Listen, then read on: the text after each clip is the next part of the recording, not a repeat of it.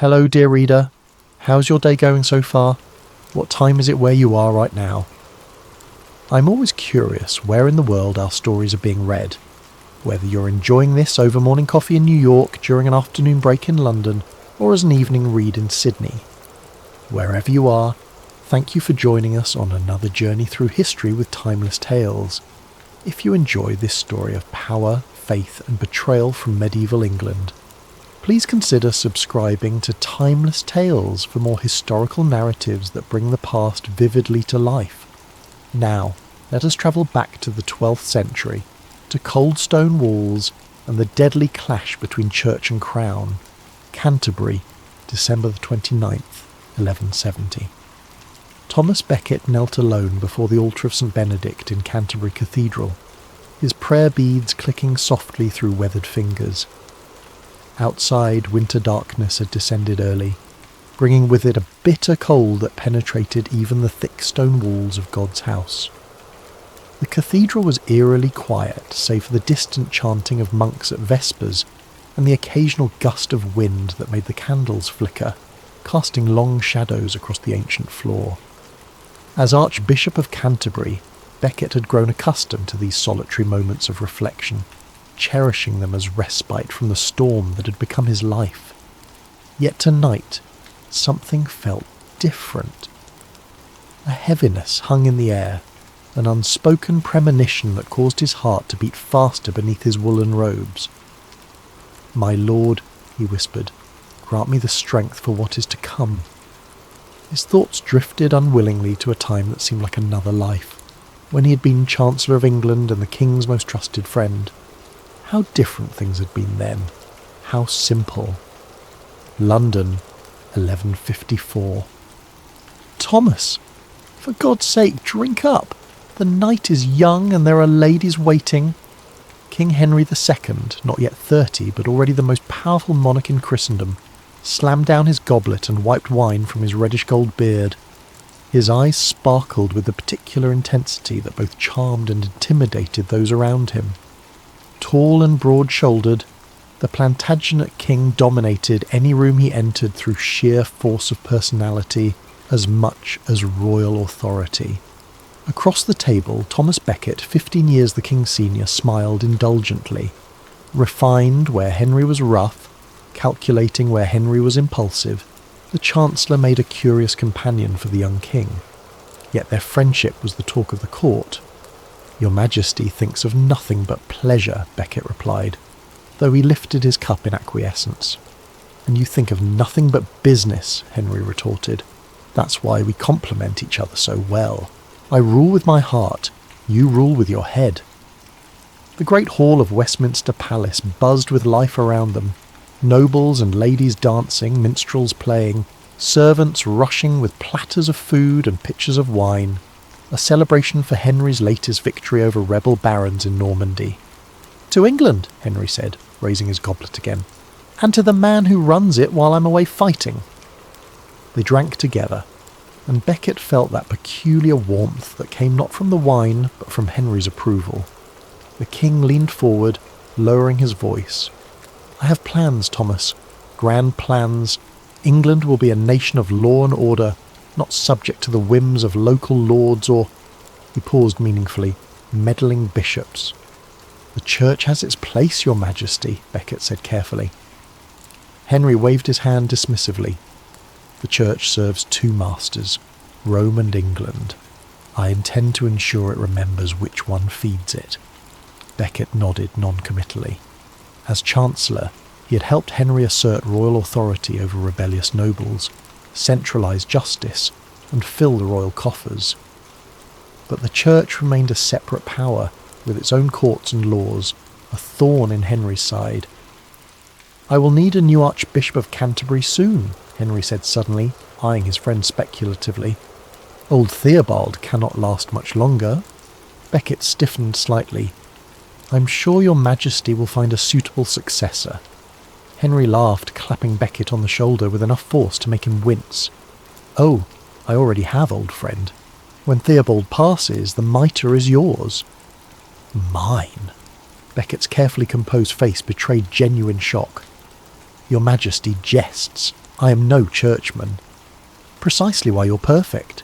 You're loyal to me, not to Rome. But I enjoy the pleasures of court life too much, Becket protested, gesturing at his fine silk clothes and the gold rings adorning his fingers. I would make a poor example of piety. Henry's gaze hardened slightly, the smile remaining but the warmth behind it cooling. When the time comes, you'll accept. For England. For me. Later that night, as Becket returned to his chambers, his steward Gilbert handed him a sealed message that had arrived during the feast. From Canterbury, my lord. Becket broke the seal and read the brief message. Archbishop Theobald had taken a turn for the worse. The physicians gave him days, perhaps hours. Looking out his window at the moonlit Thames, Becket felt a strange foreboding. Henry would have his way. He always did. But something deep within warned him that the archbishop's robes would change him in ways the king could never anticipate. Canterbury, 1162. By the authority vested in me, I pronounce and declare you Thomas Becket to be Archbishop of Canterbury, primate of all England. The words echoed through the vast cathedral as the papal legate placed the ceremonial pallium around Becket's shoulders. The weight of the simple wool band felt heavier than any golden chain of office he had worn as Chancellor. Just the day before, Becket had been ordained as a priest, an unprecedented rush to prepare him for the archbishopric. Now, beneath the soaring arches of Canterbury Cathedral, surrounded by bishops, nobles and common folk alike, he felt a profound shift within himself, as if God's hand had reached inside and rearranged his very soul. Henry watched from his place of honour, a satisfied smile playing across his lips. His plan was coming to fruition. His loyal Chancellor would now be his loyal Archbishop, bringing the Church to heel under royal authority. How wrong he was. After the ceremony, Henry approached his friend, embracing him warmly. Archbishop, he said, the word dripping with satisfaction. England now has one head and one heart. Becket met the king's gaze steadily. I pray I may be worthy of God's trust in me. And mine, Henry added pointedly. I must serve God first, my liege, Becket replied softly, even before my king. Henry's smile faltered for just a moment before he laughed. Always so serious, Thomas. Come, let us feast. Tomorrow there will be time enough for business. But when tomorrow came, Henry found a changed man. Becket, who had once dressed more lavishly than the king himself, now wore a simple monk's habit beneath his official robes. The man who had enjoyed hunting and carousing with Henry now ate sparingly and spent hours in prayer. Most shocking of all, he had resigned his position as Chancellor. What is the meaning of this? Henry demanded when Becket presented him with the royal seal. I cannot serve two masters fully, your majesty. The Church requires my complete devotion. Henry's face darkened. I elevated you to this position, Thomas. I expected your continued support.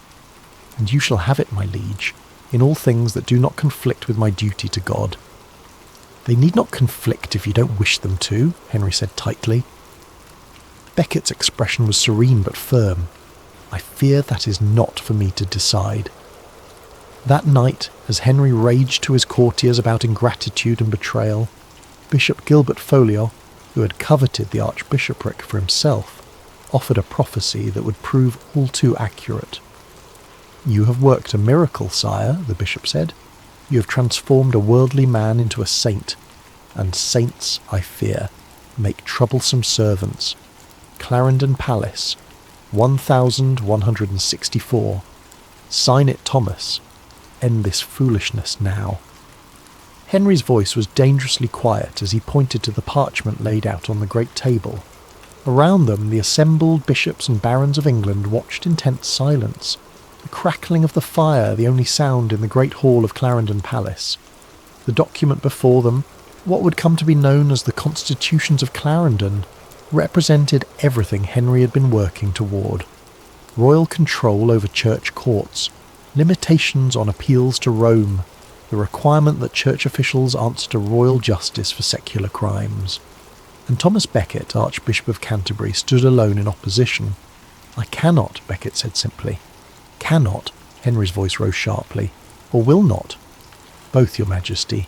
These constitutions would make the Church a vassal of the Crown. I cannot, in good conscience, allow that to happen. Henry's face flushed crimson. Good conscience?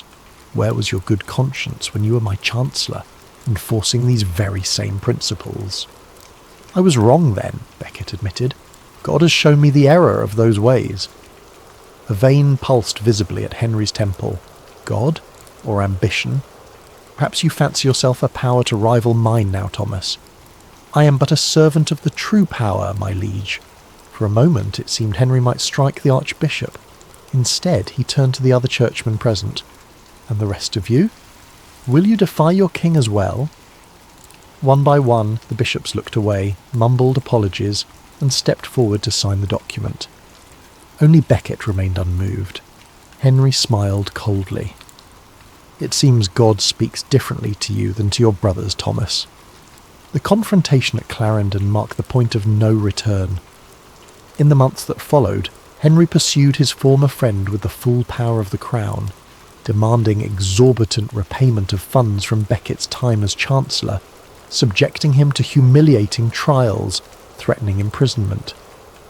And when Becket finally fled England under cover of darkness in November 1164, crossing the Channel in a small fishing boat to seek refuge in France, Henry seized all his properties and banished his family and supporters. The once brothers were now the bitterest of enemies. Normandy, 1170, 1 month before the murder. He excommunicated my bishops, Henry roared, hurling a goblet across the room where it shattered against the stone wall, sending wine spraying like blood. The royal council chamber in Buras Castle had been witness to many of Henry's infamous rages over the years, but few as violent as this. 6 years of conflict with Becket had frayed the king's formidable self-control to its limits. 3 of them, 3, he continued, pacing like a caged lion, for doing nothing but obeying their king in my son's coronation.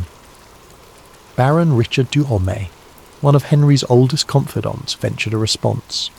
Archbishop Thomas claims they usurped Canterbury's traditional right to crown the new king, sire. Canterbury's right? Henry spun around, eyes blazing. Everything is by my right. I am the king. The issue at hand was yet another battle in the long war between Henry and his former friend. The king had arranged for his son, the young Prince Henry, to be crowned as co-ruler, a common practice to secure succession. But he had deliberately had the Archbishop of York perform the ceremony, denying Becket his traditional privilege. Becket, still in exile in France despite recent peace overtures, had responded by excommunicating the bishops involved, with the tacit approval of Pope Alexander III. The French king shelters him still, Henry muttered. Louis enjoys seeing me tormented by my own archbishop. William de Mandeville, Earl of Essex, cleared his throat. There is talk of an interdict, Your Majesty. The room fell silent. An interdict would mean the suspension of all religious services throughout Henry's domains. No masses, no marriages, no proper burials. For a medieval population to whom salvation was an ever-present concern, it would be devastating. He wouldn't dare, Henry whispered, though the uncertainty in his voice betrayed him. Peace might still be possible, suggested Reginald Fitzurse, a rising knight in Henry's household. If your Majesty were to meet with the Archbishop. Henry stared out the narrow window at the Norman countryside, his lands that stretched from the borders of Scotland to the Pyrenees, the most powerful realm in Europe, held hostage by one stubborn priest. Arrange it, he said finally. One last chance for Thomas to remember who placed the mitre on his ungrateful head. Vréteval, July 1170. They met on neutral ground in a meadow near Vréteval, on the border between Norman and French territories. When Becket first caught sight of Henry riding toward the meeting place, his heart constricted painfully. 6 years had aged the king. The reddish hair was now streaked with grey, the once boundless energy tempered by the strains of ruling a vast empire constantly threatened by rebellion and intrigue. For his part, Henry barely recognised the austere figure awaiting him. The Thomas Becket, who had once been the most worldly man at court, now looked every inch the ascetic archbishop in simple robes, his once pampered face weathered by years of monastic discipline. What followed was both political negotiation and personal drama, a complex dance between two men who had once known each other better than brothers, now separated by a chasm of principle and pride. "You look well, Thomas," Henry said, making a visible effort at civility. "God has sustained me in exile, your majesty, and you have repaid him by dividing his church and challenging his anointed king." Becket's face remained impassive. "I have only defended the church's ancient rights. The details of their agreement would later be debated by chroniclers, but the essence was clear. Henry would restore Becket's properties and allow him to return to England. Becket would withdraw some of his more provocative claims, though not the excommunications that had so enraged the king. As they prepared to part, Henry made one final attempt to recapture their former closeness. "We were friends once, Thomas, the best of friends." "We were, my liege. Could we not be so again?" Becket hesitated, genuine sorrow crossing his features. "I fear that bridges burned, but we can have peace." Henry's jaw tightened. "Peace. Yes. Return to England, Thomas. Resume your duties. But remember this. I am watching. Always." As they rode away in opposite directions, neither man felt the closure they had sought. Rather than healing old wounds, the meeting at Freteval had merely bandaged them temporarily, leaving them to fester beneath the surface. Canterbury, December 1st, 1170. Becket's return to England in early December was marked by scenes that both moved and alarmed his enemies. Common people lined the roads from Dover to Canterbury, kneeling for his blessing, reaching to touch his robes, calling him saint and defender of the church. "It is like the entry of Christ into Jerusalem," one of his attendants remarked. "Let us pray my end is not the same," Becket replied soberly. In Canterbury, he was received with solemn ceremony, the cathedral bells ringing out to welcome home its shepherd after 6 long years. But even as he celebrated Mass beneath the soaring arches of his church, Becket knew the conflict was far from resolved. The excommunicated bishops had fled to Normandy to plead their case with Henry. Reports reached Canterbury daily of the king's renewed fury, his vows of vengeance. On the first Sunday of Advent, Becket mounted the pulpit of Canterbury Cathedral and delivered a sermon that many would later see as prophetic. "It may be that I shall not speak to you much longer," he told the hushed congregation. "There are those who seek my life, who have threatened me many times and in many ways. I am ready to die for my Lord, that in my blood the church may obtain liberty and peace." That night, alone in his chamber, Becket wrote a letter to be sent to the Pope in the event of his death. "I have drunk deeply of the cup of suffering," he wrote, "and I sense that I must drain it to the dregs." Bures Castle, Normandy, December 27th, 1170. "What miserable drones and traitors have I nourished and protected in my household, who let their lord be treated with such shameful contempt by a low-born clerk?" Henry's outburst came during a Christmas gathering that had been soured by the arrival of the excommunicated bishops, bearing tales of Becket's triumphant return and continued defiance. The king's face was contorted with a rage so intense that several courtiers stepped back instinctively. The great hall fell silent as the words hung in the air.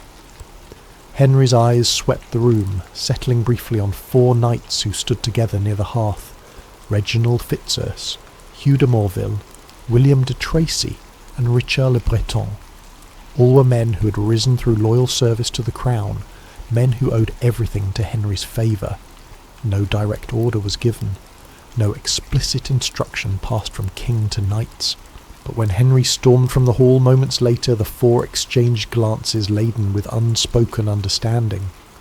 Late that night, as the castle slept, 4 horses were quietly led from the royal stables.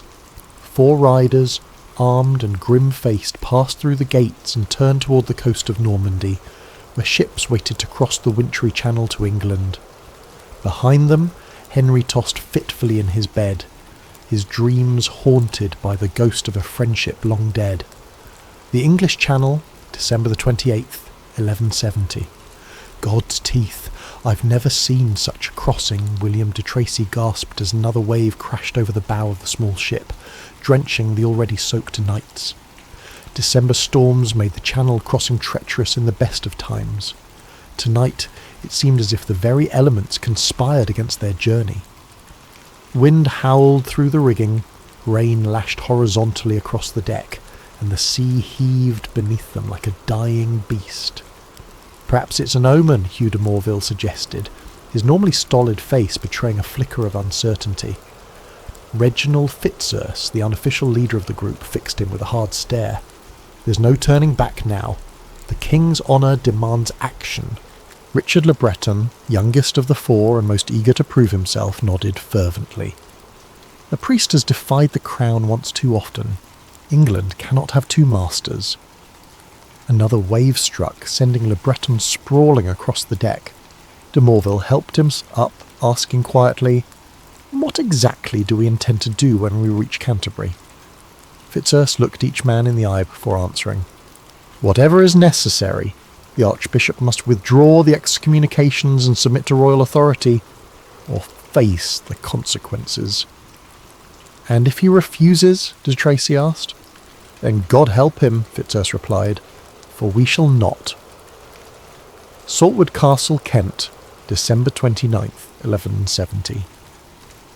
Morning dawn broke cold and clear over Saltwood Castle, where the four knights had taken shelter after their harrowing crossing. The castle belonged to Ranulph de Broc, a bitter enemy of Becket who had occupied church lands during the Archbishop's exile. Over a sparse breakfast, the knights finalised their plan. "We'll approach him openly," Fitzurse decided. "Demand he come to Winchester to answer to the King." "And if he refuses?" de Tracy asked again. "We take him by force, Thibault," Fitzurse replied.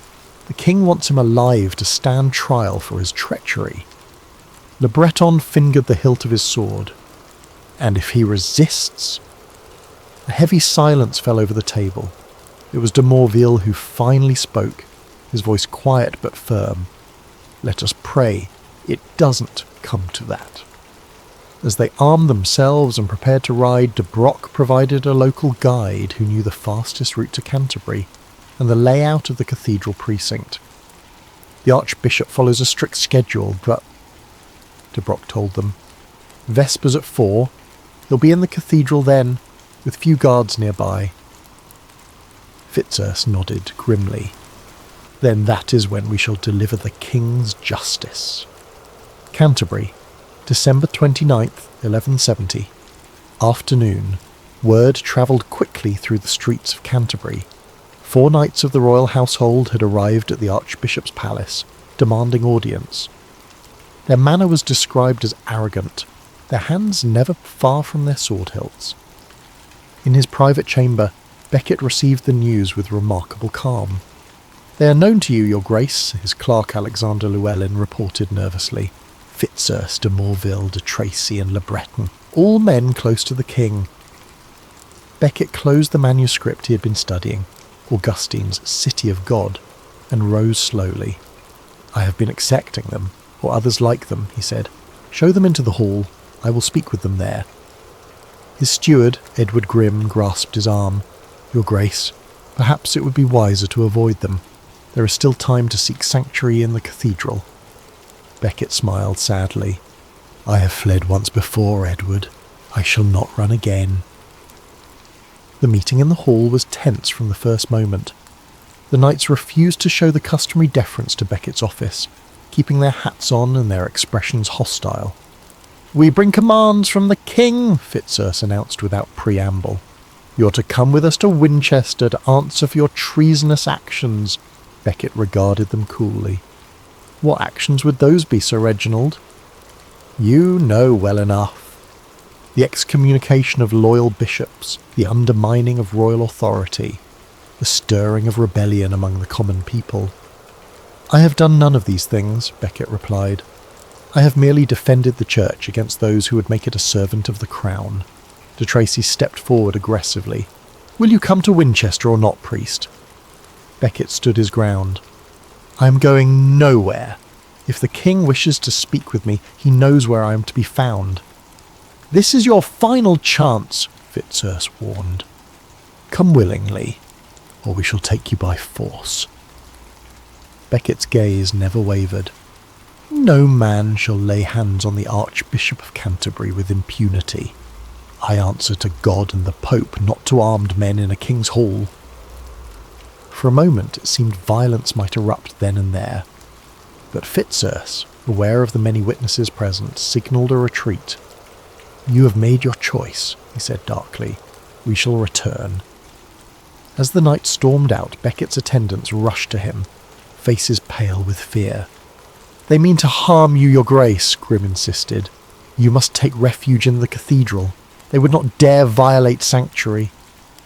Becket looked toward the window, where the winter sun was already beginning its early descent. "It will soon be time for vespers," he said with strange serenity. "Let us prepare."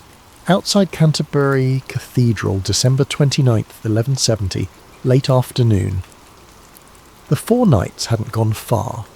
At a nearby house they donned mail hauberks beneath their cloaks and armed themselves more fully.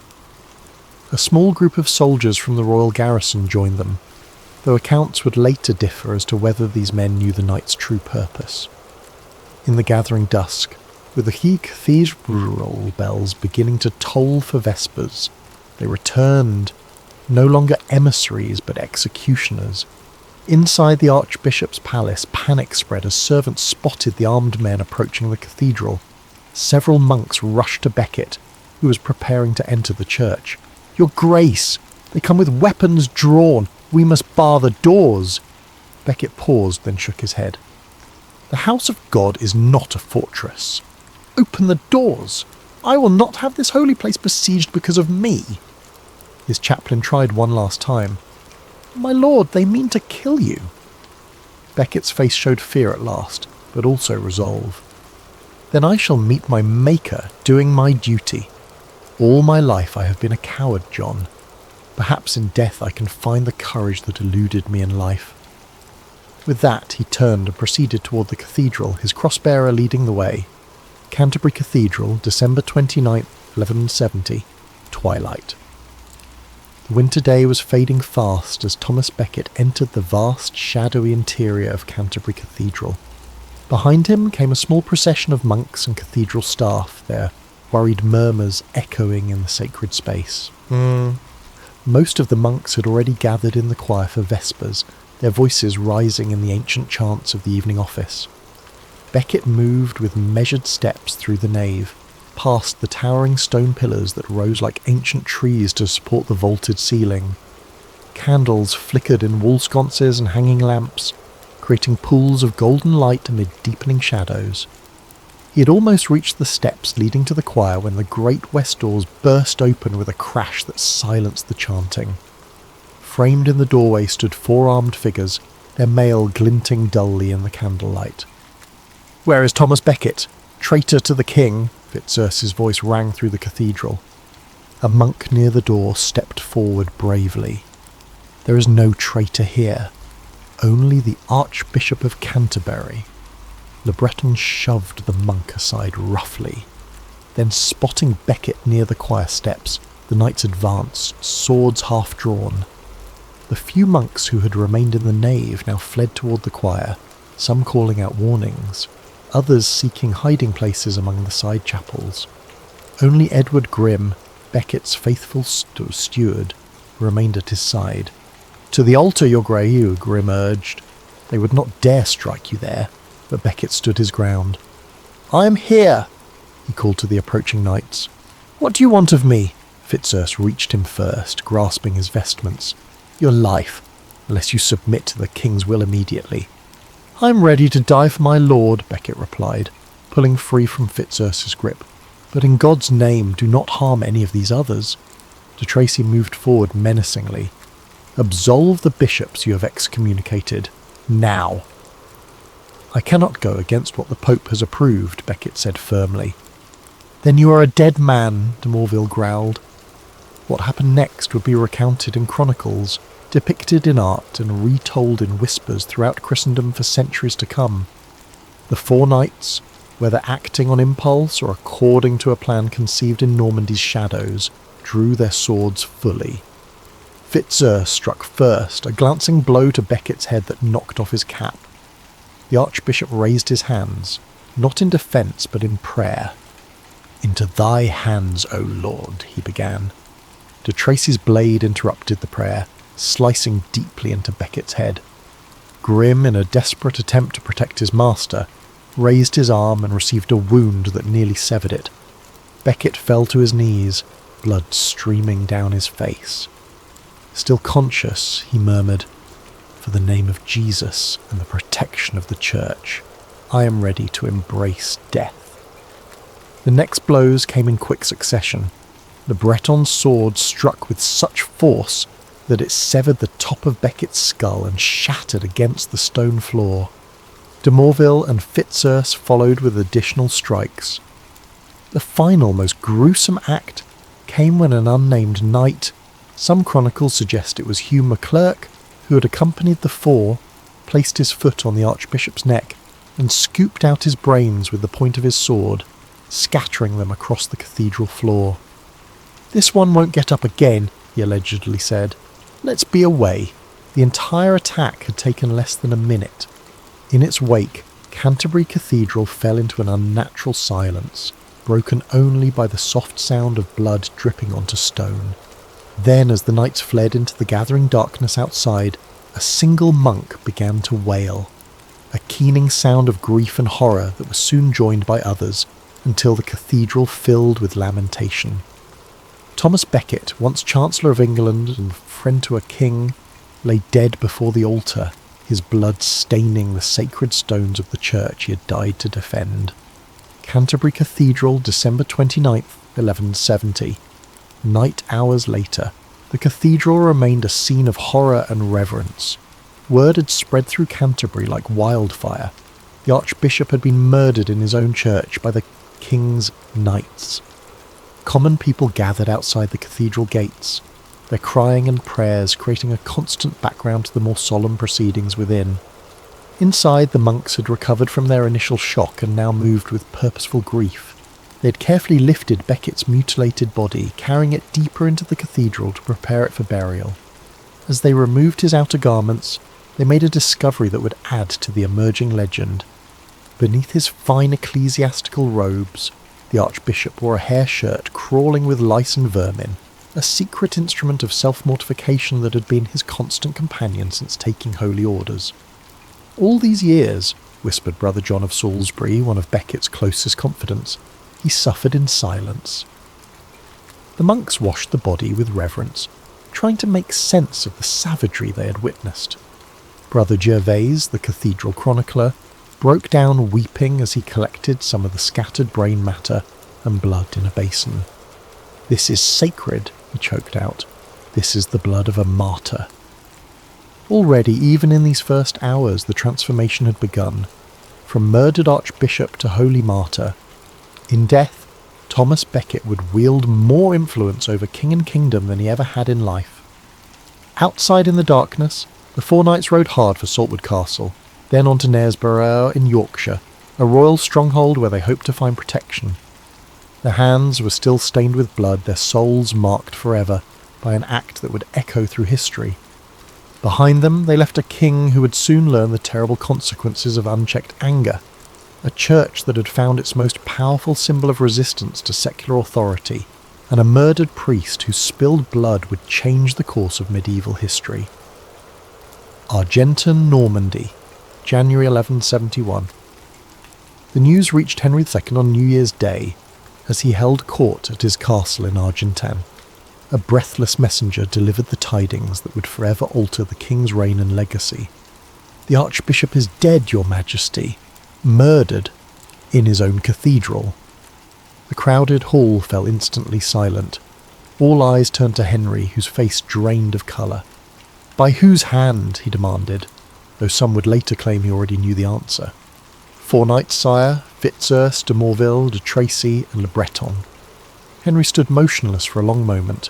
Then, with a cry that was described by witnesses as more animal than human, he collapsed into his chair, tearing at his clothes and hair.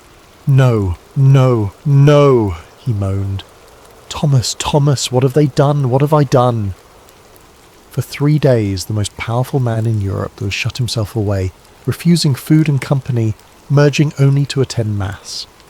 When he finally allowed his counsellors to approach him, he was a changed man, haggard, subdued, haunted by the knowledge that his words, however misinterpreted, had sent 4 knights to Canterbury with murder in their hearts. "I never wanted this," he told William de Mandeville, his voice hollow. "Christ's eyes, I never wanted him dead." "The world may not believe that, sire," de Mandeville replied gently. He was right.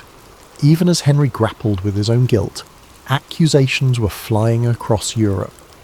Pope Alexander III, upon hearing the news, reportedly wept openly before ordering all church services in England suspended.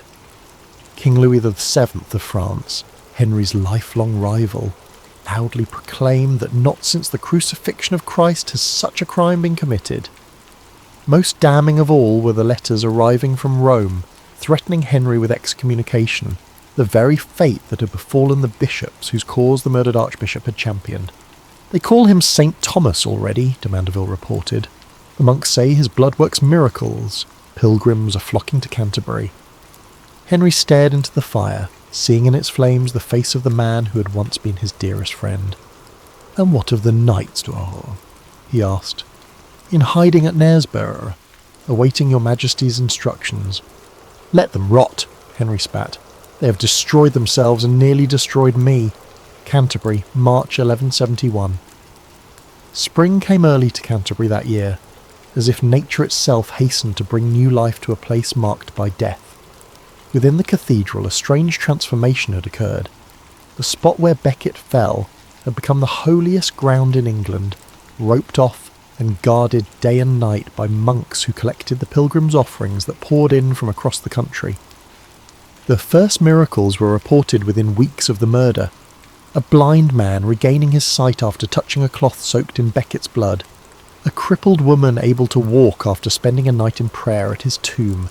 A leper whose sores vanished after drinking water mixed with a drop of the martyr's blood. Each new miracle drew more pilgrims, and with them came offerings, coins, jewellery, precious objects that soon filled the cathedral's coffers. The monks carefully recorded each miraculous healing in a large ledger that would eventually contain hundreds of entries. "It is as if his power has grown greater in death than in life," observed Brother William, who had been appointed to oversee the growing shrine. "Those who opposed him in life now kneel before his memory." Indeed, several of the bishops who had stood against Becket now made public penance, walking barefoot to Canterbury to beg forgiveness at the spot where he fell. The excommunicated bishops fled to Rome to seek absolution directly from the Pope, no longer trusting in the king's protection. Most astonishing of all was the reaction of the common people. Thomas Becket, who had been born to a merchant family and risen to the heights of power through intelligence and ambition, had become a folk hero, a symbol of resistance against tyranny. Songs about his martyrdom were sung in village squares, crude paintings of his death-adorned church walls. Mothers named their newborn sons Thomas in unprecedented numbers. For King Henry, isolated in his Norman castles, the situation grew increasingly desperate. The interdict on church services had not yet been formally imposed, but it loomed like a sword over his head. His enemies in France and Scotland sensed weakness and began probing his borders. Even his own sons, watching their father's authority crumble, started manoeuvring for position and power. Something had to be done. Avranches Cathedral, May 23, 1172. I swear that I neither ordered nor desired the death of Thomas Becket, and that when I heard of it, I grieved more than I rejoiced. King Henry II, ruler of an empire stretching from Scotland to the Pyrenees, knelt on the stone steps outside of Avranches Cathedral, stripped to his shirt and breeches, repeating the oath demanded by the papal legates who flanked him. A crowd of thousands watched in hushed amazement at the spectacle of Europe's most powerful monarch brought low by the memory of a dead priest.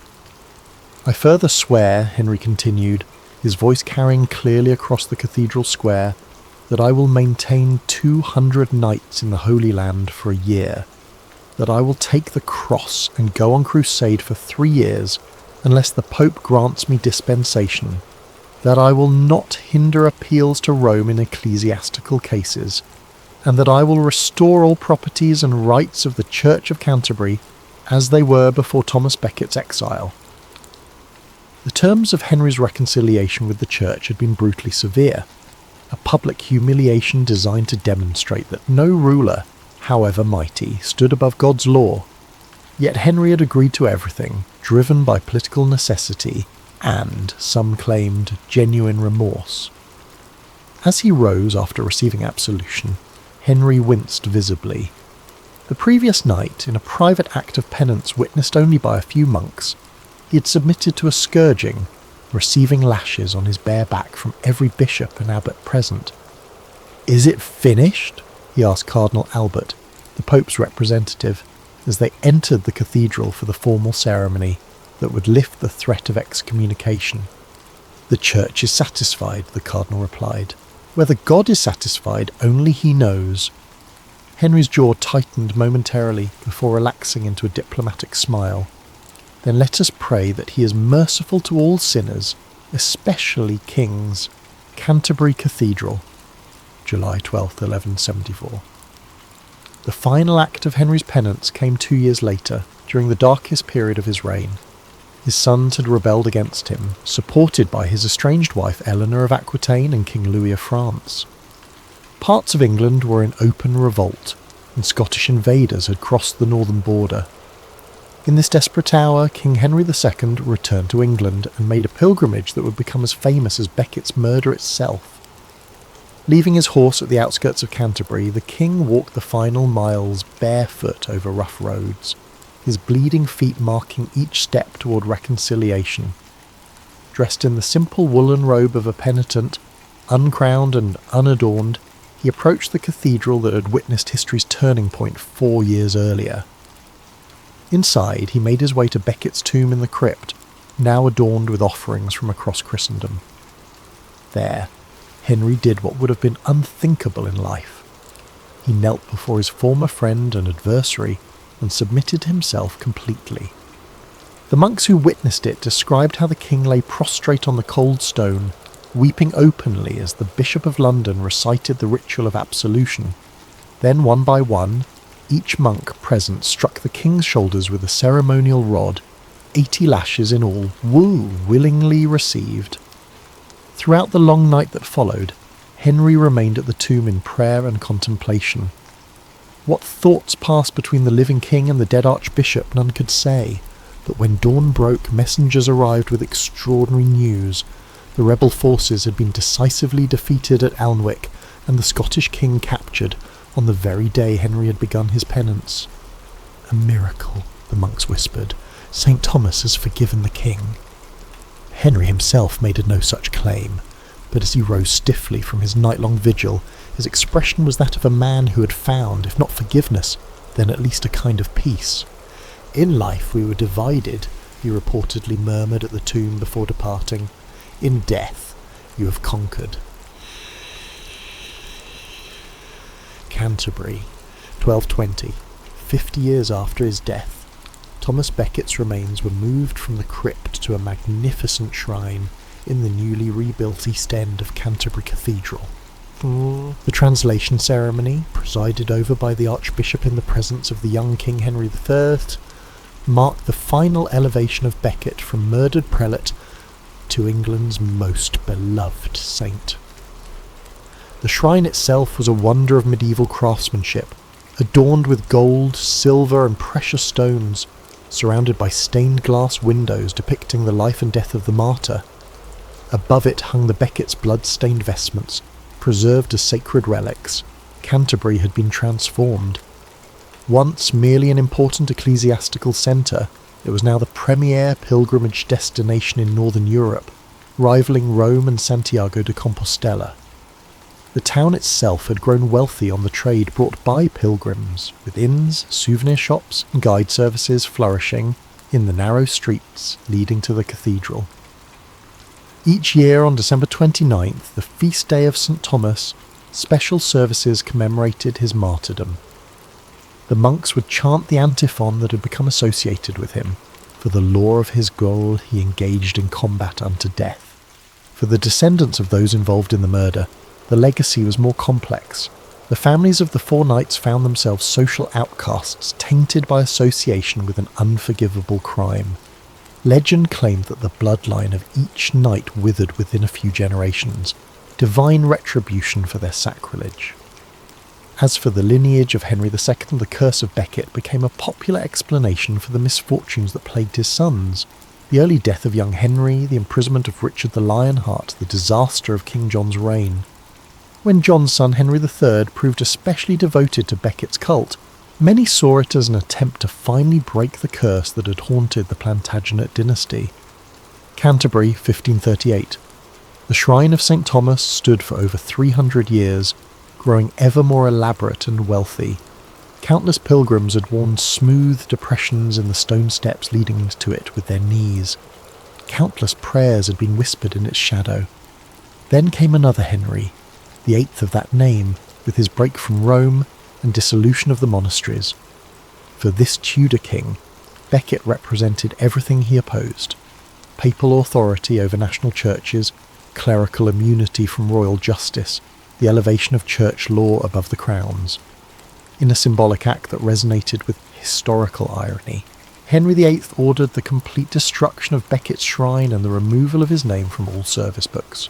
The royal commissioners who carried out the order approached Canterbury with grim purpose, bringing with them a formal document that now stands as one of history's most extraordinary legal proceedings, the posthumous trial of Thomas Becket for treason against his rightful king, Henry II. Finding the long-dead archbishop guilty, they emptied his shrine of its treasures, requiring 26 carts to transport the gold and jewels to the royal treasury. The saint's bones were allegedly burned and the ashes scattered, though persistent rumours claimed that monks had substituted other remains and hidden Becket's true relics. Where the magnificent shrine had stood, Henry VIII ordered a plain stone floor laid.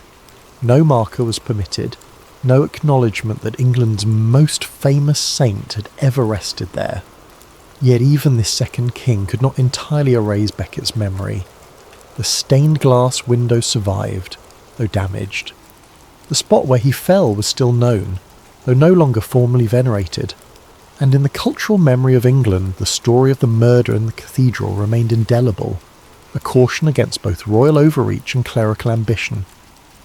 Today, a simple modern altar marks the place where Thomas Becket fell on December 29th, 1170.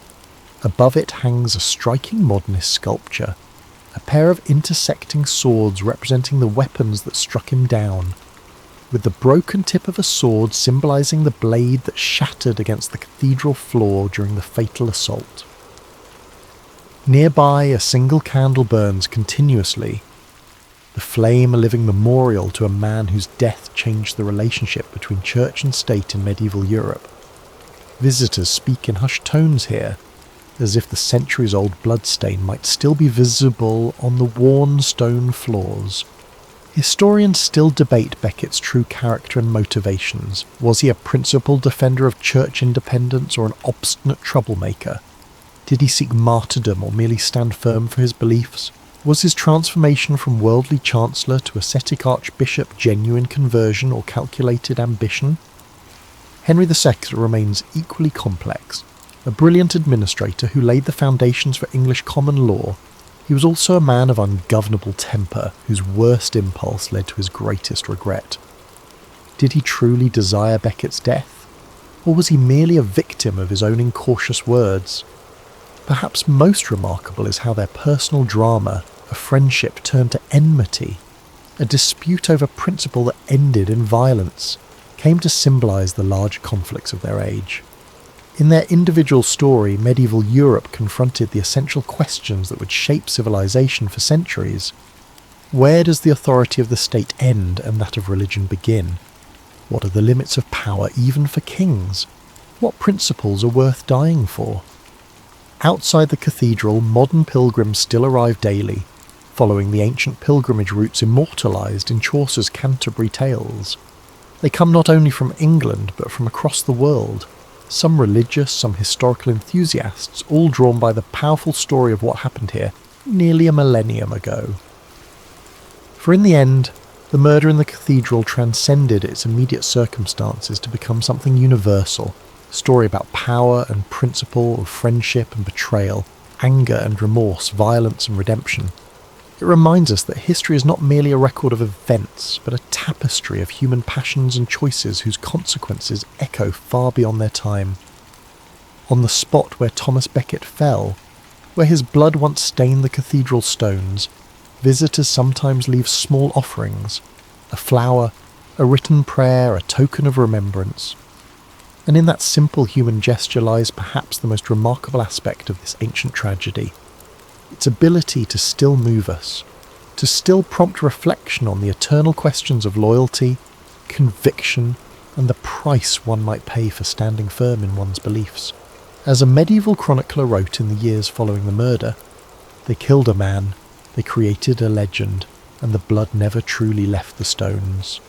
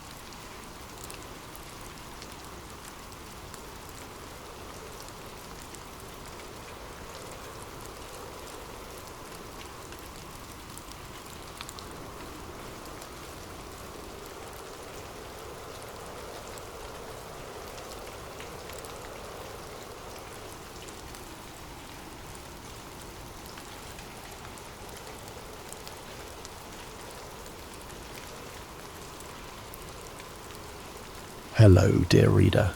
How's your day going so far? What time is it in your corner of the world? Whether you're reading from Europe, the Americas, Asia, or anywhere else on our beautiful planet, I hope this story transports you to Renaissance Florence. If you enjoy this historical tale, please consider subscribing to Timeless Tales for more immersive journeys through history's most captivating moments.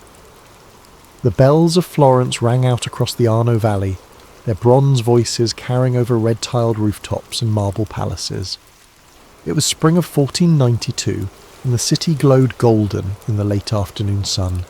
In his workshop near the Ponte Vecchio, Sandro Botticelli stepped back from his canvas, squinting at the face of Venus rising from her shell. Something in her eyes troubled him, too knowing perhaps, or not knowing enough. He dipped his brush in a mixture of lapis and white lead, attempting once more to capture divinity in pigment. Across the city, in a garden overlooking Florence, Leonardo da Vinci sat hunched over a corpse. The elderly man had died that morning, and Leonardo had paid the family handsomely for this privilege. His charcoal moved swiftly, capturing the intricate patterns of veins beneath translucent skin, the perfect mechanics of a wrist joint. Beauty in death. This was Florence's genius, to find the divine in the mortal. "Maestro," his apprentice said from the doorway, "the city council has sent for you. It's about Il Magnifico." Leonardo nodded without looking up. Lorenzo de' Medici, the Magnificent, had been bedridden for days. All Florence knew death approached their patron, their protector, their North Star. In the Medici palace, Lorenzo lay propped against silk pillows, his face gaunt, but his eyes still sharp. Physicians moved about the chamber with solemn faces, while priests prayed in corners. Lorenzo's children huddled together near the door, Piero, his heir, Giovanni, the future pope, and Giuliano, still a child. The family dynasty, waiting for its transfer of power. "The artists are here, my lord," a servant announced. Lorenzo smiled faintly as Botticelli, Leonardo and Michelangelo entered. They bowed deeply to the man who had financed their genius, protected their freedom, and elevated their status from craftsmen to visionaries. "My friends," Lorenzo's voice came as a whisper, "I wish to see beauty one last time." Botticelli presented a small painting of the Madonna, her face serene and loving. Leonardo showed drawings of flying machines and anatomical studies. Young Michelangelo, not yet 20, approached with nothing in his hands. "I bring no work, my lord," he said, "only gratitude." Lorenzo nodded. "Your David will outlive us all." Despite his pain, Lorenzo turned the conversation to philosophy, quoting Plato on the immortality of the soul. This was Florence at its zenith. Death approached philosophical, art transcending religion, and man reaching toward godhood through creation. Outside the palace, Florence bustled with prosperity. In the markets, merchants displayed silks from Damascus, spices from Constantinople, and leather goods made in the city itself. Women in fine dresses sauntered with decorated mirrors hanging from their belts, their fingers adorned with rings, their necks with pearls and gold. Young men in bright, fashionable clothes strutted through piazzas, reciting poetry or discussing the latest philosophical debates from the Platonic Academy. This was the Renaissance rebirth, in its fullest flower, a civilization drunk on beauty, wealth, and its own cleverness. Bankers calculated profits while commissioning chapels to ease their consciences. Philosophers rediscovered pagan texts while genuflecting in Catholic masses. Artists painted biblical scenes with the faces of their mistress. In a humble Dominican monastery on the city's edge, a thin monk with burning eyes watched it all, with growing horror. "Brother Girolamo," a young novice said, "the prior requests your presence in the chapel." Girolamo Savonarola nodded curtly. He gathered his simple black robes and followed the novice through stone corridors. At 40, Savonarola's face was already deeply lined, his nose prominent and hooked like an eagle's beak. His eyes, those who met them never forgot, contained a fire that seemed to see through flesh to soul. In the monastery garden, the prior waited. "Brother Girolamo, I've received another complaint about your preaching." "From whom? The Medici? The bankers whose usury I condemn? The priests whose concubines I mention?" Savonarola's voice was unexpectedly powerful for his frame. "From those who fear you incite unrest," the prior said carefully. "These are delicate times. Lorenzo is dying."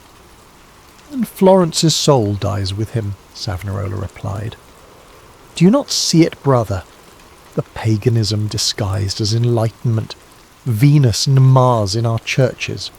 Plato preached alongside Christ as if they were equals. The Renaissance has brought great works that glorify God. The Renaissance glorifies man," Savonarola cut him off. "I have seen visions, brother. God's patience with Florence wanes. The sword of divine justice hangs over this city of vanity." The prior sighed. They had had this conversation many times. What would you have the people do? Burn their books, destroy their art, return to the darkness? Savonarola's eyes flashed. If the light blinds them to God's truth, then yes, darkness would be preferable. That night, as Florence lit its lamps and the wealthy prepared for evening entertainments, Lorenzo de' Medici breathed his last. The Magnificent was dead. The bells that had earlier celebrated the day now tolled in mourning. Florence had lost its balance. The figure who had maintained peace between competing families, between church and commerce, between artistic freedom and religious orthodoxy, was gone. In the void that followed, Savonarola rose. Caterina Rossi stood in her father's workshop, breathing in the familiar scents of leather and dye. At 22, she managed most of the business now, as her father's eyesight failed him. The Rossi family had been leatherworkers for generations, creating the fine gloves, belts, and book covers that Florence exported throughout Europe. "Another order from France," she told her father, helping him into his chair. "The Duchess of Orleans wants 30 pairs of gloves dyed purple and scented with lavender." Old Alberto Rossi nodded with satisfaction. "Our fortunes rise with the cities. Your mother would have been proud to see what you've made of our humble shop." Caterina smiled, though her thoughts drifted to the sermon she had heard that morning. The strange Dominican friar had preached with such conviction about God's coming judgment on Florence's excesses. She'd gone out of curiosity. Everyone talked about the monk with the thunderous voice, but found herself unable to dismiss his words entirely. "Father," she said carefully, "have you heard this monk, Savonarola?" Alberto's face darkened. "That doom preacher? He'd have us all in sackcloth and ashes. Pay him no mind, daughter. Such men always emerge in times of uncertainty. But what if he's right? What if God is displeased with Florence's vanity? Is it vanity to create beauty? To prosper through honest work?" Alberto gestured around the workshop. "We make practical things, Caterina. Things people need." "Purple gloves for a duchess?" she asked with a small smile. "Even duchesses have cold hands," her father retorted. "Besides, that order will feed 10 Florentine families for a month." The conversation was interrupted as the workshop door opened. Marco Leone entered, removing his cap respectfully. An artist's apprentice in Botticelli's studio, Marco had been courting Caterina for nearly a year. "Good day, Master Rossi," he bowed to Alberto, then turned to Caterina with a smile. "I've come to escort you to the evening music, if you're willing." Caterina glanced at her father, who nodded approval. "Go," he said. "Florence needs its young people to celebrate life, especially now." As they walked through the streets toward the Piazza della Signoria, Caterina noticed how the city seemed subdued. Black banners hung from many windows, mourning Lorenzo. People gathered in small groups, speaking in hushed tones. "The maestro's worried," Marco said, referring to Botticelli. "With Lorenzo gone, who will commission the great works? Who will protect us from the church's more conservative elements?" "You mean from men like Savonarola?" Caterina asked. Marco looked surprised. "You know of him?" "I heard him preach this morning. He spoke against luxury, against pagan themes in art." Marco frowned. "He's gaining followers. Even in our workshop, 2 apprentices have stopped drawing classical figures. They say it's idolatry." In the piazza, musicians had set up near the Loggia dei Lanzi. Despite the city's mourning, people gathered for the comfort of familiar pleasures. Lutes and viols created a bubble of beauty in the twilight air. As they listened, a commotion arose from the far side of the square. A procession entered, led by black-robed Dominican monks. At their centre walked Savonarola, his cowl thrown back to reveal his severe features. The music faltered as the monks began to sing a hymn, not the complex harmonies of Renaissance composition, but an ancient, spare Gregorian chant. The contrast was stark, medieval devotion confronting Renaissance sophistication. Savonarola stopped in the centre of the piazza. Without introduction, he began to speak, his voice carrying effortlessly across the square. "Florence, city of flowers or city of sin, you mourn your magnificent Lorenzo, but do you mourn your own souls? While you adorn yourselves with gold, Christ wears a crown of thorns. While you gaze upon pagan nakedness in paintings, Christ hangs naked on the cross for your salvation." The crowd shifted uncomfortably. Some turned away, but many moved closer, drawn by the friar's passionate conviction. I have seen visions, Savonarola continued, his voice rising. A black cross rises over Rome, signifying God's anger. A golden cross appears over Jerusalem, representing hope for the faithful. Choose, Florence. Which cross will you follow?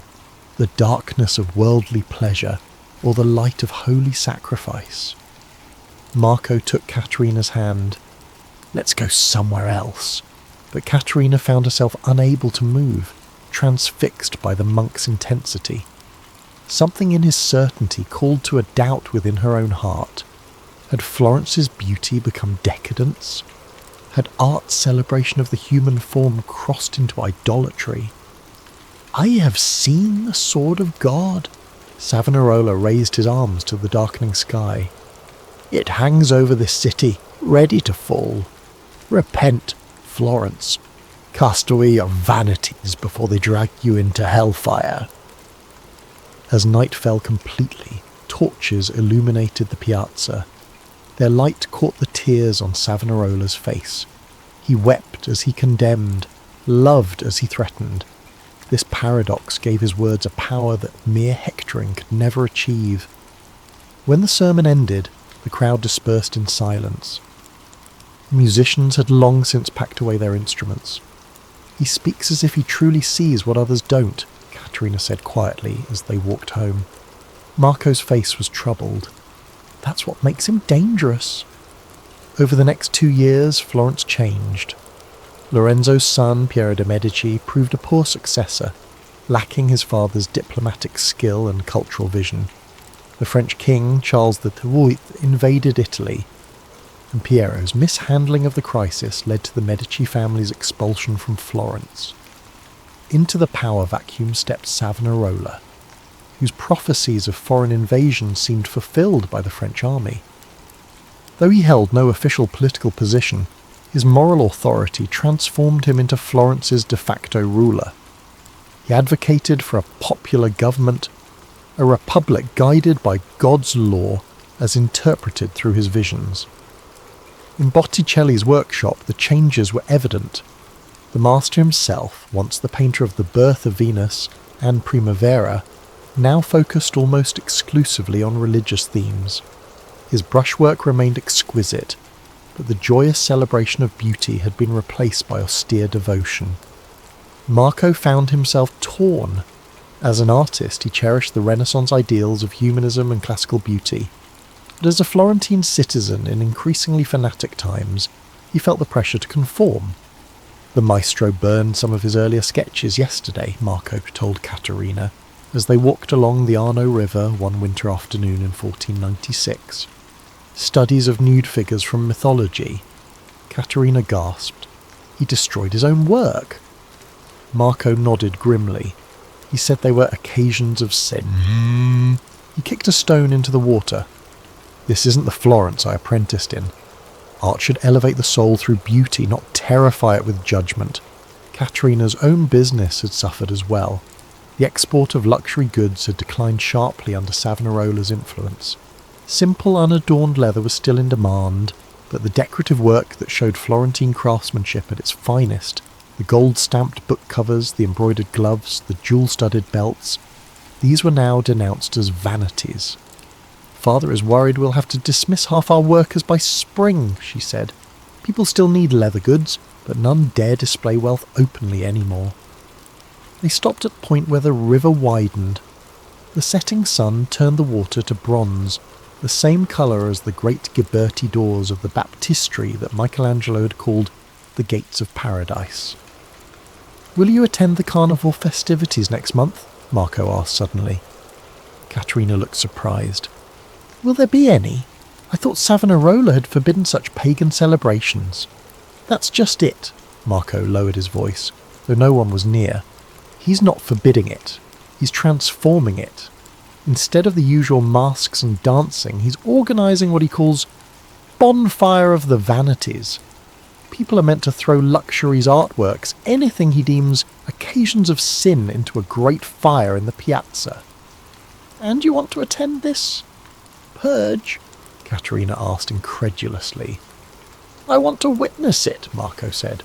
To remember, one day, when this madness passes, someone must be able to tell what Florence did to itself.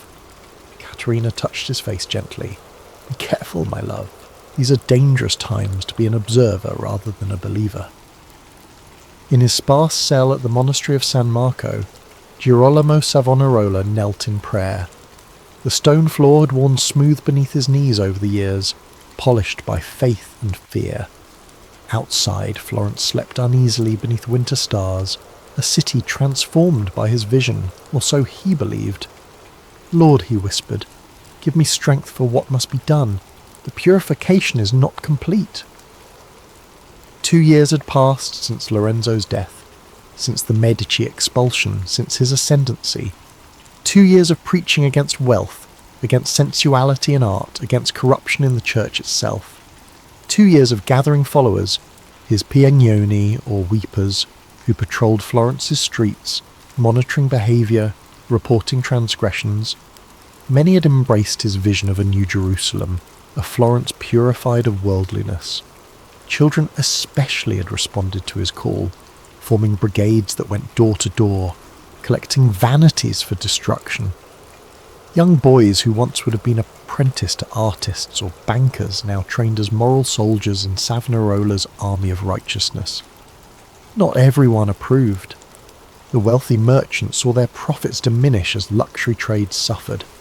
Artists found commissions scarce for all but the most pious subjects, and in Rome, Pope Alexander VI, the Borgia Pope, watched with growing concern as Savonarola's influence expanded.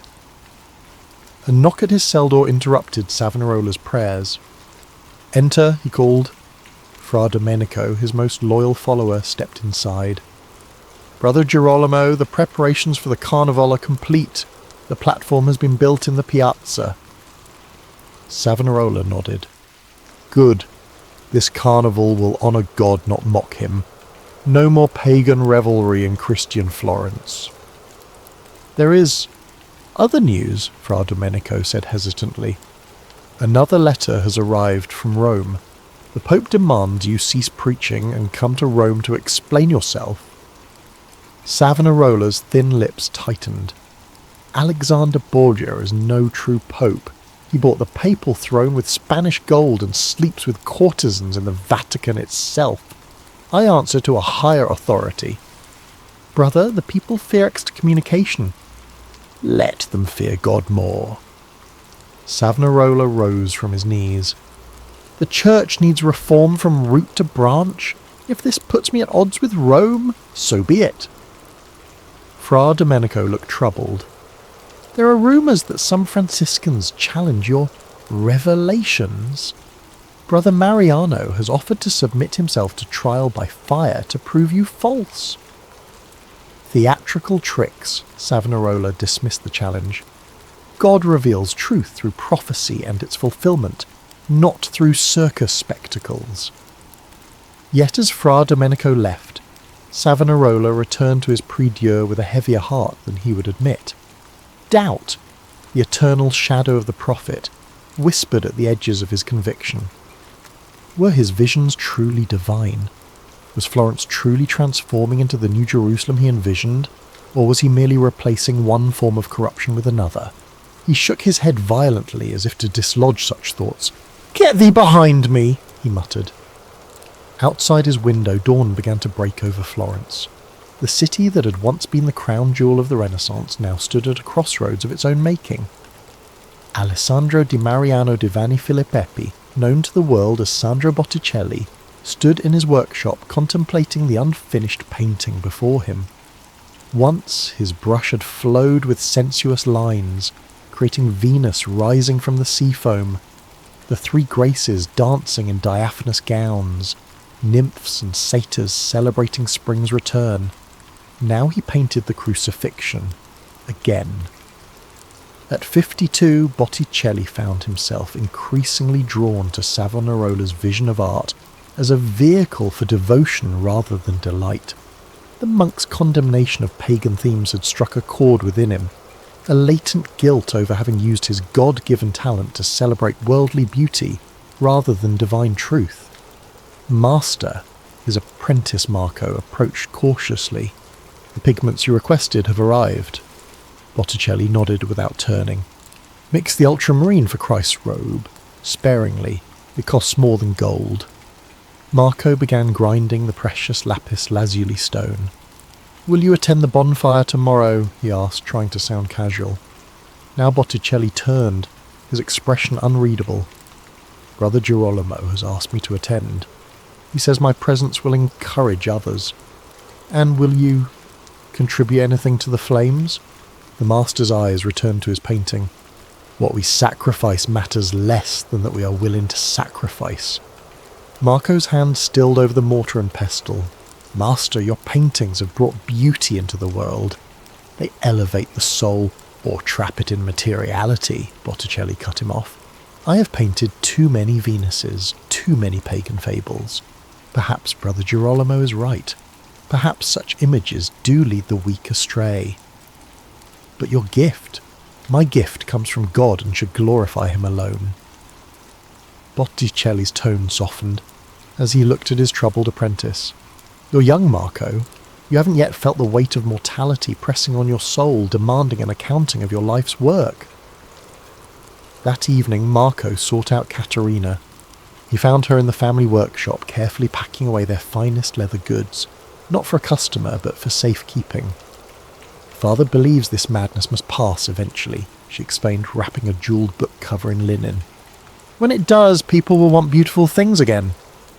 Marco helped her secure the bundles in a hidden compartment beneath the floorboards. "Botticelli is attending the bonfire tomorrow. I fear he may destroy some of his own works." Caterina straightened, brushing dust from her skirt. "You can't stop him. Each soul must find its own path." "Even if that path leads to destruction? Florence is consuming itself, Caterina. Our greatest treasures, burned by our own hands." She touched his cheek gently. "And what of your soul, Marco? Where does your path lead?" He covered her hand with his own. "I don't know anymore. I believe in God, but I also believe in beauty. Must they be enemies?" Their moment was interrupted by a commotion in the street. Looking out, they saw a procession of children marching past. Savonarola's child militia, boys no older than 12 or 13, carrying wooden crosses and singing psalms. They stopped at neighbouring houses, knocking on doors, demanding entry to search for vanities. "There are coming, sir," Caterina whispered, glancing at the floor where their treasures lay hidden. "I'll distract them," Marco decided. "Close up here and go out the back way." Before she could protest, he slipped into the street, approaching the leader of the young brigade, a boy of perhaps 14 with the fervent eyes of the truly convinced. "God's blessing on you, brothers," Marco called cheerfully. "I've just come from the monastery. Brother Girolamo has asked for all brigades to gather in the Piazza San Marco for new instructions." The boy looked suspicious. "He told us to search this street." "Plans change," Marco shrugged. "No, but if you doubt me, by all means, continue here while the others receive his new wisdom." This sowed enough confusion that the boys fell to arguing among themselves. In the meantime, Marco saw Caterina slip out the back of the workshop, a canvas bundle under her arm.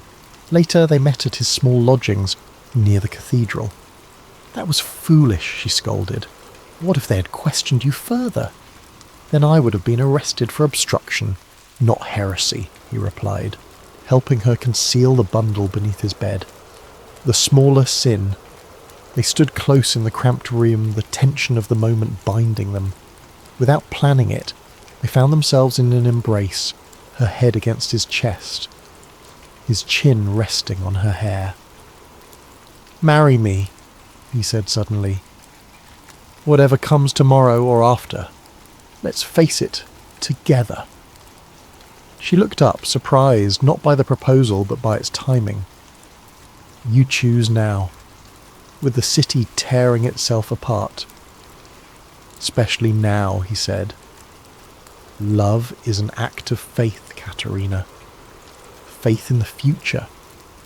Faith that beauty and joy will outlast fear and fanaticism." Her answer was a kiss, almost furtive but certain. "Yes," she said against his lips, "though God knows what kind of Florence we'll inherit." "God knows," Marco agreed, though I sometimes wonder if he tells Savonarola as much as the friar believes. February 7th, 1497, Shrove Tuesday, the final day before Lent's austerities began, dawned cold and clear in Florence. In the Piazza della Signoria, workers had constructed a massive pyramid-like structure, 15 braccia high, nearly 30 feet, with 7 tiers symbolising the 7 deadly sins. At its base lay pride, followed by envy, wrath, lust, gluttony, greed, and at the very top, sloth. By mid-morning, Savonarola's followers began bringing vanities to feed the coming flames, playing cards, dice, chess sets, musical instruments, fine clothing, wigs, mirrors, cosmetics, perfumes, pagan books, sensual paintings, sculptures of mythological figures, anything associated with luxury or worldly pleasure. Marco arrived early, positioning himself where he could observe without being prominent. He watched as city officials supervised the arrangement of the items, cataloguing Florence's treasures even as they prepared to destroy them. A group of noble women approached, led by a matron in a severe black dress. They carried baskets containing jewellery, fine fabrics, and perfume bottles. With solemn ceremony, they added these to the growing pile, receiving blessings from Dominican monks who stood nearby. Children came next, Savonarola's brigades marching in formation, singing hymns as they deposited confiscated items, dolls with painted faces, toy weapons, illustrated books of fables deemed too fanciful for pure young minds. The crowd swelled as noon approached. Marco spotted Botticelli standing with a group of artists near the Loggia dei Lanzi. The master's face was drawn, his eyes hollow. Under his arm he carried a wrapped canvas. Marco pushed through the crowd toward him. "Master Botticelli," he called. The painter turned, recognition flickering in his tired eyes. "Marco, you've come to witness Florence's transformation." "I've come to witness Florence's madness," Marco replied quietly. "Please, master, don't contribute to it. Whatever you've brought is mine to offer or keep," Botticelli finished firmly.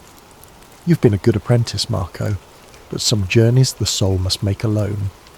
Before Marco could respond, a murmur passed through the crowd. Savonarola had arrived, accompanied by his closest followers. The friar looked gaunt but energised, his dark eyes taking in the massive pyramid of vanities with evident satisfaction. He mounted a small platform and raised his hands for silence. The square, packed with thousands, grew still.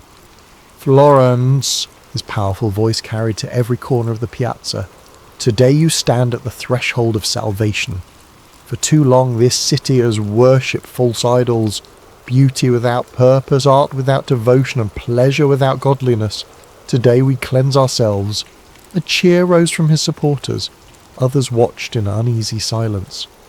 Let the merchants who have profited from vanity now profit from virtue. Let the artists who have painted pagan gods now glorify the true God. Let Florence, once the jewel of worldly renaissance, become the crown of spiritual rebirth. As if on cue, 2 Dominican monks approached the pyramid with torches. Savonarola raised his crucifix high. "In nomine Patris et Filii et Spiritus Sancti," he intoned. "Let the fire of divine justice purify our city." The monks touched their torches to the base of the pyramid. Flames licked at playing cards and chess pieces, caught on silks and perfumed papers, climbed toward cosmetics and mirrors. Black smoke billowed upward. Marco heard a woman sob nearby. Turning, he saw an elderly musician watching her lute catch fire, its elegant neck already blackening. Her life's companion surrendered to the flames. The fire grew, feeding on centuries of human craftsmanship. The heat became intense, forcing the crowd to step back. Marco searched for Botticelli and saw him approach the fire, unwrapping his canvas. "No," Marco whispered, pushing forward, but the press of bodies held him back.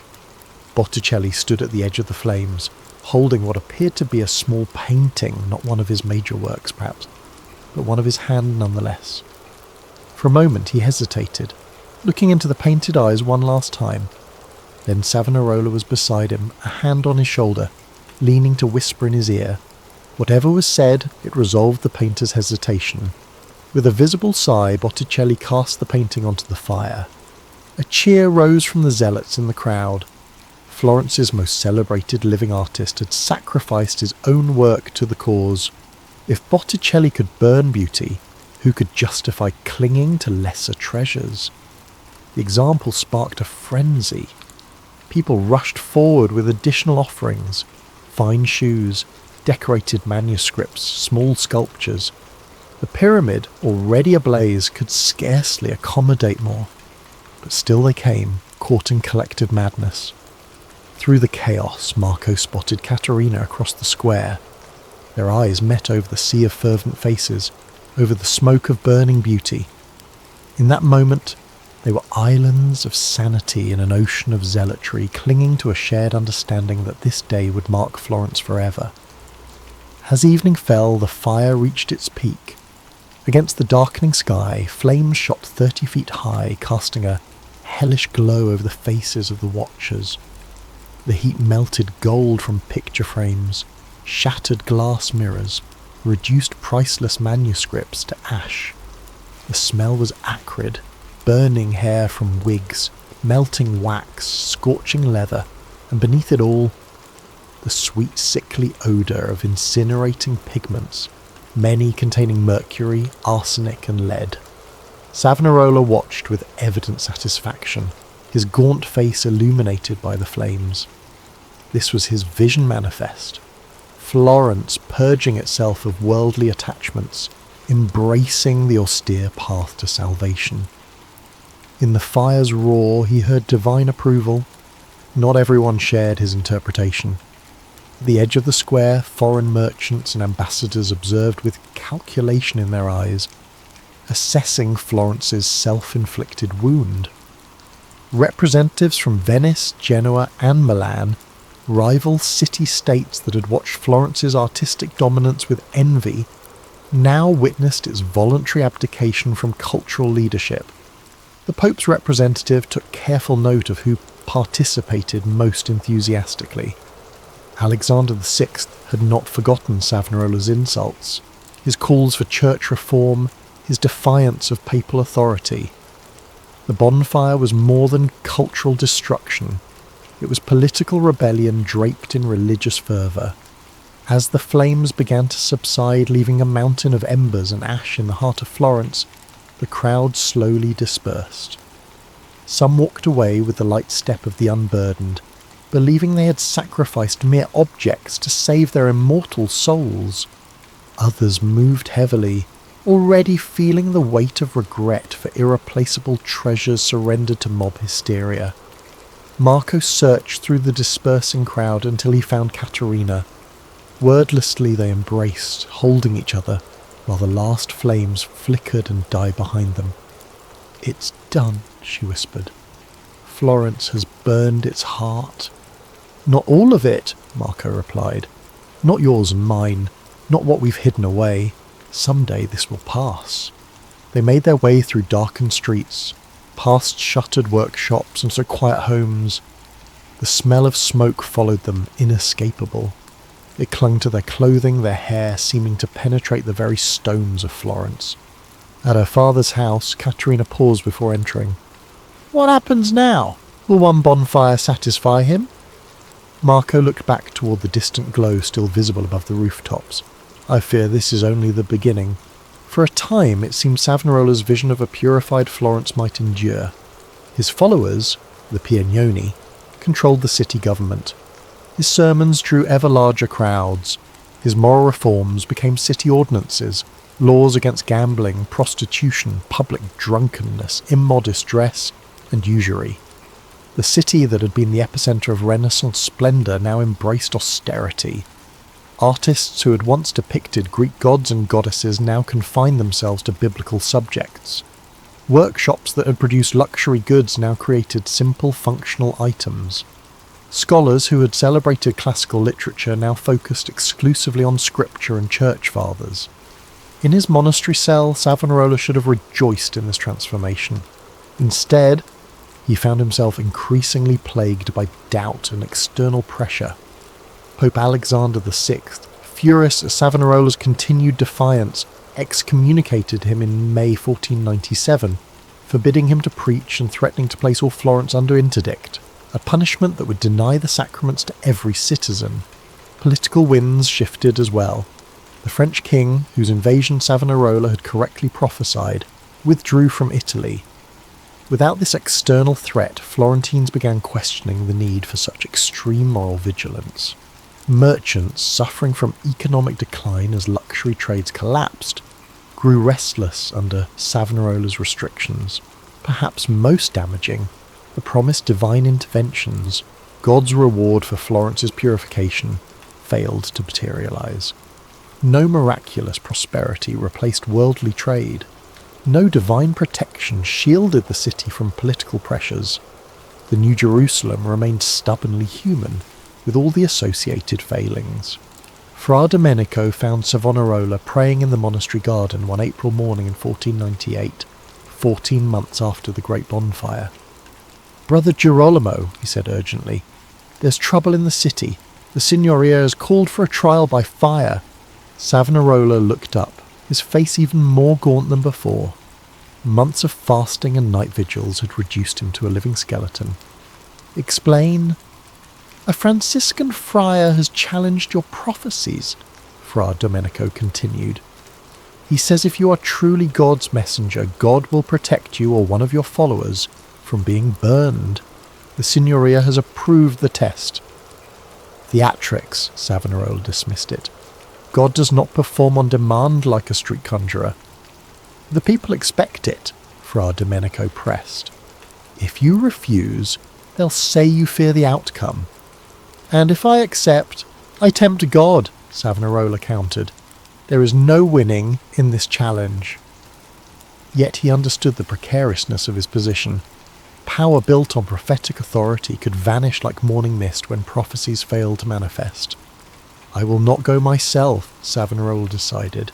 "But if you're willing, Fra Domenico," his loyal follower knelt. "I would walk through fire for God's truth." The trial was set for April 7th, 1498, in the Piazza della Signoria, the same space where the bonfire of the Vanities had consumed Florence's treasures the previous year. Now it would test the prophet himself. On the appointed day, thousands gathered in the piazza. 2 parallel walkways had been constructed, piled high with kindling and oil-soaked wood. The plan, representatives from both the Dominican and Franciscan orders would walk through the flames simultaneously.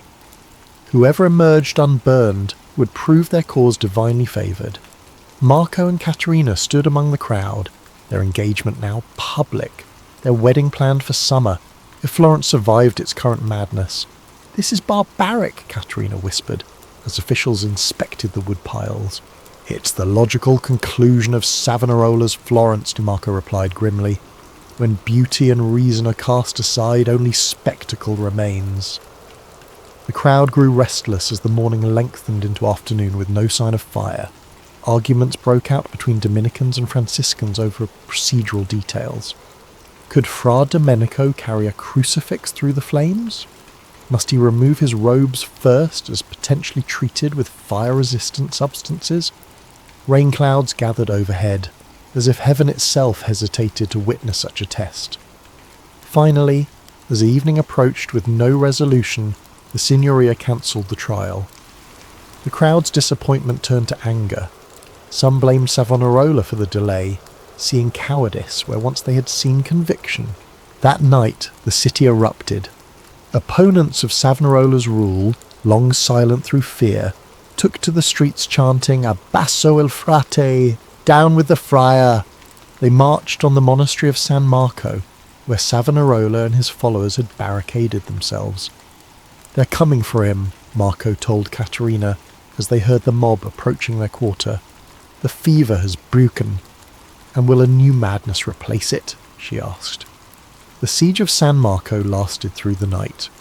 By morning, city officials, many formerly loyal to Savonarola but now sensing the changing winds, arrived with orders for his arrest. The prophet surrendered without resistance. What followed was predictable. Torture, confession, recantation, more torture. The same civic machinery that had elevated Savonarola now methodically destroyed him. After 6 weeks of suffering, he was convicted of heresy, sedition, and religious innovation. On May 23rd, 1498, Girolamo Savonarola was hanged and then burned in the Piazza della Signoria, exactly where the bonfire of the vanities had occurred, exactly where the trial by fire had been abandoned. Fra Domenico and Fra Silvestro, his closest followers, shared his fate. Marco and Caterina watched from a distance as the prophet's body blackened in the flames. "God's judgment," murmured some in the crowd. "Man's revenge," countered others. As the smoke dissipated, carried away by a spring breeze, something shifted in Florence. The city had consumed its consumer of beauty and found the taste bitter. 5 years later, in the summer of 1503, Marco stood in his own workshop near the Arno River. No longer an apprentice but a master in his own right, he studied the nearly complete painting on his easel, a Madonna and Child, serene yet human, rendered with technical skill that even Botticelli might have approved. Behind him the door opened quietly and Caterina entered, their 2-year-old daughter Sophia balanced on her hip. "It's beautiful," she said, admiring the painting. "Is it for the Gonzaga Commission?" Marco nodded, stepping back to assess his work. "Their chapel in Mantua. Far from Florence, but the payment is generous." "Florence's loss is Mantua's gain," Caterina said, setting Sophia down to play with a wooden doll. "Though things are changing here too. Slowly." Indeed, 5 years after Savonarola's execution, Florence was rediscovering its artistic soul. The Medici remained in exile, but the Republic had stabilised. Trade revived. Artists found patrons again, though many, like the young Michelangelo, had sought opportunity elsewhere during the dark years. Botticelli had survived, but never fully recovered. Now in his late 50s, he painted rarely, his hand less certain, his subjects exclusively religious. The fire in the piazza had consumed more than physical vanities. It had burned away something essential in Florence's greatest artists. That evening, Marco and Caterina walked along the Arno with Sophia running ahead, chasing butterflies in the golden light. They passed the workshop of an elderly leather worker who nodded respectfully. This was Alberto Rossi, Caterina's father, still producing the fine goods that had once been his pride. "Father says orders are increasing again," Caterina remarked. "A cardinal from Rome wants embossed leather for his library." "The pendulum swings back," Marco said. "Perhaps never to the heights of Lorenzo's time, but away from Savonarola's abyss." They stopped at the spot where, years before, they had watched the sunset together, and first spoken of the coming bonfire. The river flowed on, indifferent to human folly. "Do you remember what you asked me that day?" Caterina said quietly. "Is it vanity to create beauty?" Marco smiled, watching his daughter twirl in simple joy. "And now I know the answer. Beauty is not vanity. It's necessity, as essential as bread." He put his arm around his wife. Savonarola's mistake was seeing beauty as the enemy of God rather than another path to him. In Florence, the Duomo's dome still dominated the skyline. Inside the cathedral, paintings that had escaped the flames still illuminated biblical stories for the faithful. In the Uffizi, portraits preserved the faces of those long dead. In workshops throughout the city, apprentices learned from masters, carrying tradition forward. The bonfire had not consumed all of Florence's beauty. It had merely revealed how precious, how essential that beauty was. As twilight deepened into evening, lights appeared in windows across the city, the same windows where black banners had once hung mourning Lorenzo, where Savonarola's followers had placed candles signalling their devotion. Now these lights simply marked homes, families, life continuing. "We should go home," Caterina said, lifting a sleepy Sophia into her arms. Tomorrow comes early. Tomorrow always does, Marco agreed. They walked back through streets where vanities had burned and prophets had fallen, where Renaissance had faltered but never quite died. Their footsteps echoed on stones that had witnessed humanity's eternal struggle between extremes, beauty and austerity, freedom and control, creation and destruction. Florence had survived its own bonfire, damaged, changed, but still Florence, still creating, still believing in the power of human hands to make beauty from base materials, still reaching through that beauty towards something divine. In the decades that followed, artists like Michelangelo, Raphael and Leonardo would create works that defined Renaissance mastery. Yet those who had witnessed the bonfire of the vanities never forgot its lesson. That civilizations can choose to burn what makes them civilized, that humans can destroy what makes them human. The scent of smoke lingered in Florence's memory long after the flames died away, a warning that beauty, once surrendered to fear, leaves only ashes in its place.